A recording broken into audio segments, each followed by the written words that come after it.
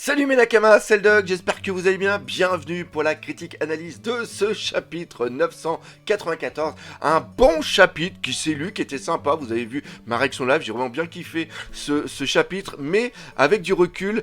Et ça aurait pu être un chapitre qui aurait pu être dingue, qui aurait pu être beaucoup plus dingue.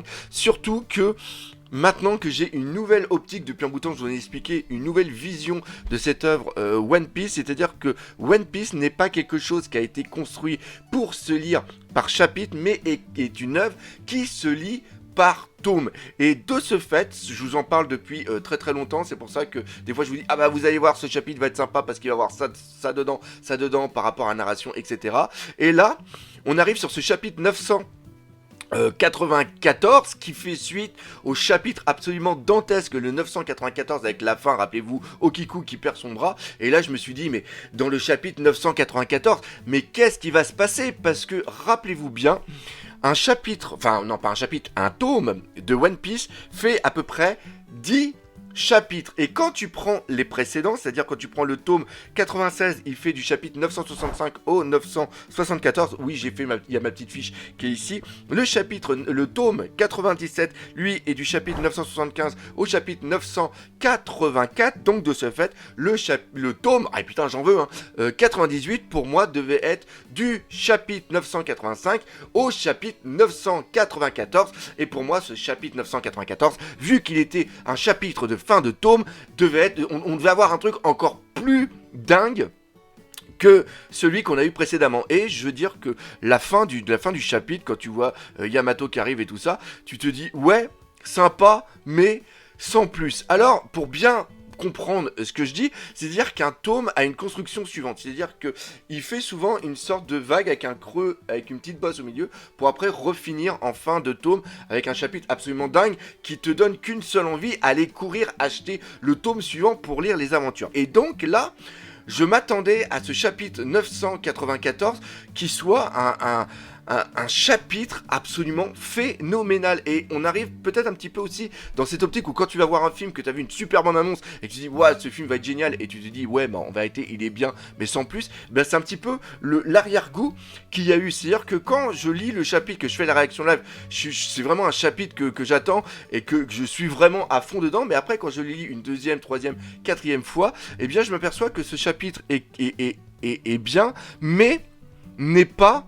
un chapitre digne d'être un chapitre de fin de tome. Et là on revient sur quelque chose qui peut être encore plus fou, c'est-à-dire qu'il y a certains tomes où il n'y a pas 10 chapitres, mais il y en a 11. Donc ça veut dire que le prochain, le 995, on peut peut-être avoir des trucs absolument de malade dedans. Bref, ça c'est seulement qu'une extrapolation sur le futur chapitre. On est là ici pour raconter ce qui s'est passé dans ce 994, parce que malgré ce que j'ai dit en introduction qui était un petit peu longue quand même, ça a été quand même un bon chapitre. Déjà la première chose, c'est le truc hyper badass qu'on a Okiku qui a perdu son bras, et il y a Kinemon qui arrive, qui met du feu sur son katana, et déjà ça c'est bien, parce que ça pose une question. Il arrive à couper le feu, mais il arrive aussi à créer le feu. Est-ce que c'est une technique qu'il a appris d'Oden, enfin... Je sais pas, parce que Oden normalement n'a pas cette capacité. Donc est-ce que c'est lié à son fruit du démon? Est-ce que c'est lié à son haki? Est-ce que c'est lié à sa maîtrise? Je ne sais pas, mais c'est quand même quelque chose de dingue. Et quand tu vois qu'il cautérise, tu vois que Okiku a fait seulement à serre les dents, fait un petit... Et après, Kinemon lui dit, est-ce que tu peux te lever, Kikunojo? Et là, il ou elle, parce qu'il y en a beaucoup qui me disent, ouais des fois tu dis il, tu dis elle, mais enfin... Voilà, c'est selon le moment. Eh bien, il n'y a pas de problème. Je dis elle, bah voilà. Elle se relève et elle dit non, c'est bon, je peux continuer. Et il y a son frère qui est derrière et qui la regarde. Puis c'est son frère aîné. Et j'ai trouvé cette image super belle. Quand tu reprends un petit peu, tu vois qu'il y a Sicilian qui est au sol, qui a morflé. Inuarashi et Nekomamushi sont toujours là. Inuarashi dit d'ailleurs écartez-vous du toit. Donc là, vraiment, le reste va vraiment être un truc de dingue. Et ça montre la bravoure des samouraïs et le jusqu'au boutisme de ces personnes. Encore une fois, je fais un parallèle avec le film Le Dernier Samouraï, où tu les vois, et j'en ai encore des frissons, rien qu'à y repenser, quand ils savent qu'ils vont mourir, les mecs en face, ils ont des armes, et eux, ils ont que leur katana, et ils courent. Ils courent vers une mort certaine, et c'est ce qui va se passer, quoi. C'est ce qui va nous arriver jusqu'au chapitre 1000, ça va être dingue. Et en plus, si on reprend ce que je vous ai dit lors de la précédente review, qui continue, qui se valide ici, parce qu'on va voir que Luffy va monter que d'un seul étage sur chaque chapitre. Ils ont encore 5 chapitres à tenir, et ça va faire mal, ça va faire vraiment mal. En plus, après, il y a ce respect qu'a Kaido envers eux. Kaido qui se retransforme en humain, et à un moment j'ai un truc que je pense depuis très longtemps, c'est-à-dire que je pense que Kaido, la véritable forme de Kaido, parce que moi il y a le truc qui m'est toujours venu en tête, c'est de dire que c'est la plus puissante des créatures.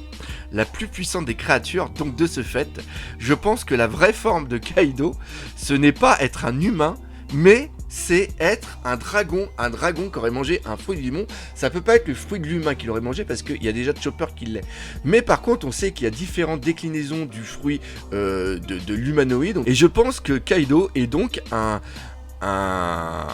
dragon qui a mangé le fruit soit du géant, soit de la créature cornue, un petit peu comme Oz, par exemple. Ça, en gros, ça serait,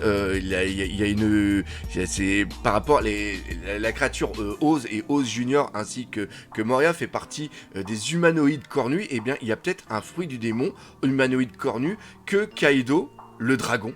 Parce qu'à la base, Kaido est le dragon, il a mangé, et c'est peut-être pour ça qu'il est immortel. Parce que les dragons sont immortels. Bon, sauf quand ils se font couper la tête par une certaine personne. Là, on avait eu par exemple Ryuma. Et si Kaido est vraiment un dragon, sa mort par une certaine personne, j'en dirai pas plus, aura encore plus de symbolique. Donc voilà, donc c'est quelque chose que je pense depuis un bout de temps. Je mets ça ici, encore une fois, l'inconvénient c'est que je retrouve jamais mes théories, donc je peux jamais les valider. Si, quand même, là on va voir après qu'il y a un truc qui s'est dit que j'avais dit. Donc voilà, donc ça c'était pour la première partie sur c'est-à-dire que le chapitre commence où t'es quand même super hypé. Et après, encore une fois, c'est toujours ce que fait Ichiroda.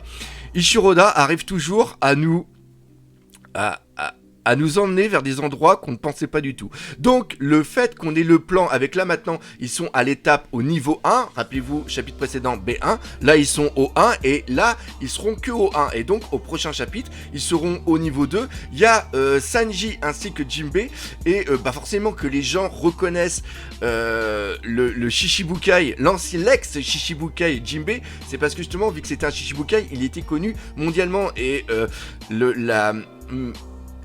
la jambe noire, Senji, en plus, son ancienne prime, il y avait quelque chose qui était un petit peu caché au niveau de son visage, donc c'est normal qu'il ne soit pas reconnu.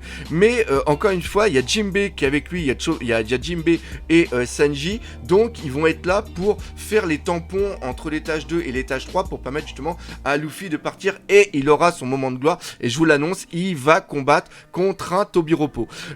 Le fait aussi qu'on ait... alors ça, c'est pour ceux qui ont vu le film et ceux qui ont vu Jurassic World.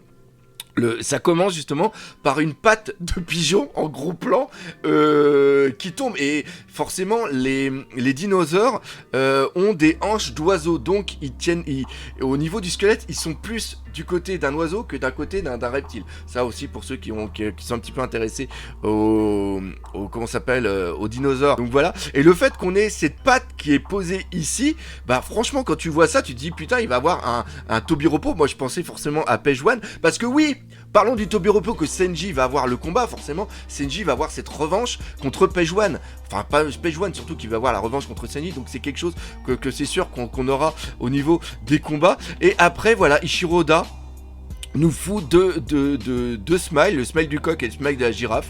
Il y en a un, c'est son corps qui est au niveau de la tête de la girafe, et l'autre c'est le poulet qui a la tête dans le fion du poulet. C'est-à-dire que tu passes d'un moment hyper badass où t'as Kikunojo qui se fait cautériser la plaie, qui ne hurle pas et qui dit oui c'est bon je peux continuer à combattre avec un seul katana mais il n'y a aucun souci. Et après il nous fout ces deux personnages qui se font totalement one shot par Jinbei et Senji. Il y a un effet comique qui est présent ici et on ne sait pas à quoi il sert. Je veux dire que, oui d'accord, il vient enlever le drame, la tension qu'il y a en début de chapitre, et en un sens, ce chapitre peut avoir exactement la même construction que le tome, c'est-à-dire que on est sur un truc vachement épique, on descend avec une blague pour après venir terminer avec justement le Yamato qui dit qu'elle est Yamato et qu'elle n'est plus Oden, ça on va en reparler justement à la fin, et ce passage-là... En gros, j'ai l'impression que Ishiroda est en train de remplir pour faire ce tampon, pour faire cette chose où j'ai fait un étage, un chapitre, avec un petit truc pour détendre, pour pouvoir arriver à ce chapitre 999 où Luffy, en dernière page, va arriver tout en haut, et après ce chapitre 1000 où on a le début du combat. Donc voilà, c'est le seul truc que je vois. Après, on arrive sur une autre partie où tu as Queen qui a lancé justement ses balles et toutes les personnes se transforment. D'ailleurs, il y a même des Yakuza qui sont en train de se transformer. Et bien sûr, vu que Chopper était là, on l'avait dit depuis longtemps, si Chopper est là face à Queen, c'est obligatoirement qu'il va avoir ce rôle de créer cet antidote. Et là, il y a une sorte de twist scénaristique que Shiroda est en train de nous mettre en place. C'est-à-dire que là, à travers la bouche de Chopper, il est en train de nous expliquer quelque chose.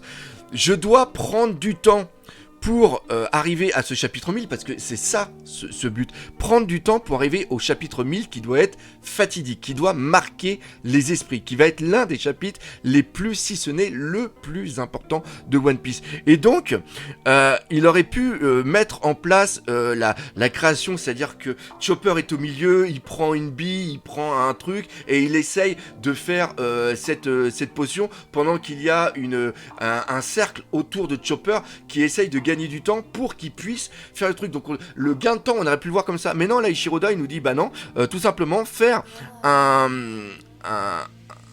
médicament, un antidote pendant le combat est quelque chose d'impossible. Voilà. Voilà, c'est quelque chose d'impossible. Et en plus, il aurait pu dire, c'est quelque chose d'impossible pour n'importe quel médecin, mais pour Chopper, ce n'est pas impossible. Tu vois, là, il aurait pu mettre en valeur Chopper, mais non, c'est impossible. Donc, ce qu'il faut que vous fassiez, il faut que vous trouviez l'antidote. L'antidote qui est pris par qui? Qui est pris par Queen. Et là, t'as un truc de dingue. C'est-à-dire que là, t'aurais pu avoir la mise en valeur de Queen, où t'as tout le monde qui va l'attaquer, tout le monde se fait complètement décalquer la gueule, et à la fin, c'est Zoro qui arrive, ou un membre des Mugiwara, et voilà, ça montre encore une fois que les Mugiwara sont puissants, et Queen, on règle son compte. Non, là, même pas. Queen, ce qu'il fait, c'est qu'il envoie ça à Apu, et il fait un jeu. Et en un sens, ça reprend vraiment le personnage, parce que rappelez-vous ce qui se passe au niveau du Dun. Au niveau du Dun, il aurait pu complètement maîtriser Luffy et tous les autres. Non, il dit bah tiens Luffy, moi j'ai envie de m'éclater un petit peu, j'ai envie de m'amuser, ouais c'est moi je suis quelqu'un de fun, donc on va tous s'éclater ensemble et on va faire un combat. Et bah là c'est exactement pareil, ouais c'est le fun, on va faire une partie de trap géant, vous essayez d'attraper Apu, tu as 1 heure, parce qu'au bout d'1 heure ils vont tous crever, donc voilà c'est aussi simple que ça. Donc voilà, pendant 1 heure t'essayes de te sauver, et si tu te sauves, bah ça veut dire que t'es un mec hyper génial. Et là Apu il a tout le monde contre lui. En plus ça va très bien à Apu, parce que rappelez-vous Apu pendant l'ellipse c'était un mec qui traçait tout le temps, c'est un mec qui fuit. Apu c'est un mec qui fuit, donc en un sens ça va dans le traitement du personnage, il y a aussi une certaine logique. Donc là on va avoir pendant plusieurs chapitres toujours pareil, la même chose, ce sorte de compte à rebours pour bloquer les personnes ici. Et ce qui me fait chier, c'est qu'il y a Zoro qui est ici. Et Zoro va être bloqué, et ça m'emmerde un petit peu. La chose qui pourrait un petit peu sauver, c'est qu'il y a quelqu'un qui en veut vraiment à Apu, c'est tout simplement King, et bah non, pas King, c'est Kid. Donc je pense que là, on avait peut-être une mise en place de Kid, pas King, qui pourrait être sympa. Et d'ailleurs, en parlant de Supernova, j'aimerais bien savoir ce que fout l'eau. Parce que l'eau n'entend plus parler avec son équipage. Intéressant, je pense qu'il va avoir un bon petit traitement au niveau de l'eau. Donc après, pareil, je vous ai parlé de tout ce qui est Apu. Et après, on arrive sur le final. Le final avec Yamato. Yamato qui parle à Shinobu. Yamato qui était présent. Et là, je vais vous remettre. Je vais le mettre ici.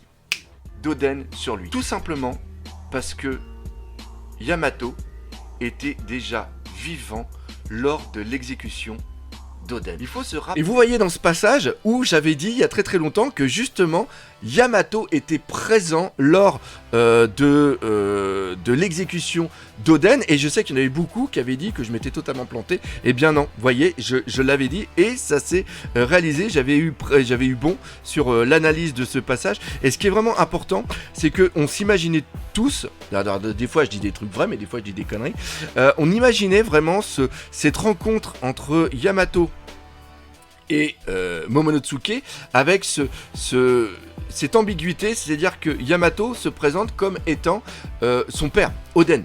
Et on voyait une sorte de running gag là-dedans qui allait rouler. Et bien non, Ishiroda, il a complètement annulé ce running gag qu'on pensait qu'allait arriver. Et Yamato, alors forcément pour Yamato je dis il, alors que ça devrait être elle. Encore une fois, j'ai vraiment un problème avec ça. Et Yamato se présente pour protéger Momonosuke. Et ce qui est vraiment excellent, c'est que il était présent, Yamato, lorsque son père Kaido tenait Momonosuke et avait manqué de le tuer, mais à cette époque-là, il n'avait pas la puissance. Je dis il ou elle, c'est vraiment bizarre. Il y a vraiment ce truc, bon, on va dire elle quand même. Elle n'avait pas la puissance pour pouvoir sauver Momonosuke, sauf que maintenant elle a la puissance. On le voit d'ailleurs avec cette image où elle se prend le boulet sans rien sentir. C'est-à-dire déjà on voit la puissance phénoménale de Yamato, et il y a ce dialogue aussi avec Shinobu, et le fait qu'elle ait pleuré lorsque Shinobu a parlé, on voit vraiment qu'il y a un lien avec Oden. Et ce qui est beau là-dedans dans la symbolique, c'est qu'elle n'a plus besoin de s'appeler Oden, elle n'a plus besoin de faire semblant d'être une autre personne. Elle est Yamato.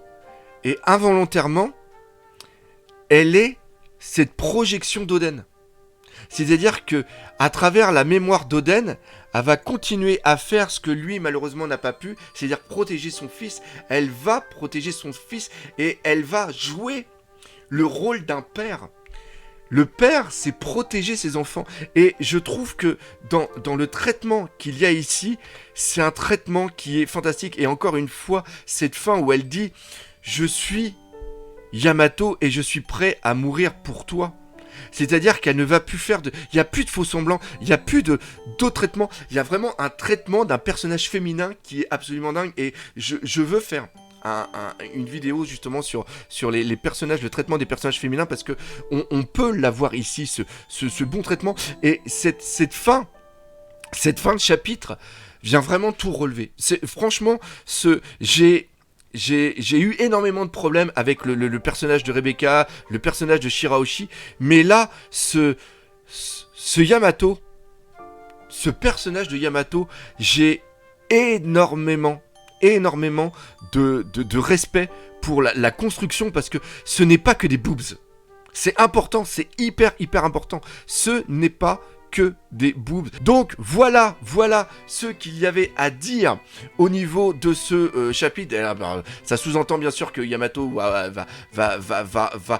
bouffer le pauvre Sasaki, le pauvre, d'ailleurs Triceratops, hein, on y revient, on va voir comment il va se transformer. Mais franchement, ce chapitre a été un bon chapitre. Le prochain va être absolument phénoménal, je vous le dis. Malheureusement, pas de chapitre la semaine prochaine, donc on va essayer de vendredi de se faire un petit truc ensemble. Pourquoi pas un live? Dites-moi dans les commentaires si vous voulez tout simplement on se fera... Tiens, regarde, si on se faisait un petit live pour parler du traitement de la femme, ou parler tout simplement de One Piece, on met ça en place. Allez, un petit live vendredi. Bref, on termine ici cette vidéo. Encore une fois, gros merci de vos soutiens. Si vous avez aimé la vidéo, n'hésitez pas à partager, mettez des pouces bleus, parlez-en, laissez des commentaires, mais surtout, on n'oublie pas le principal, surtout en ce moment, One Piece, c'est la vie.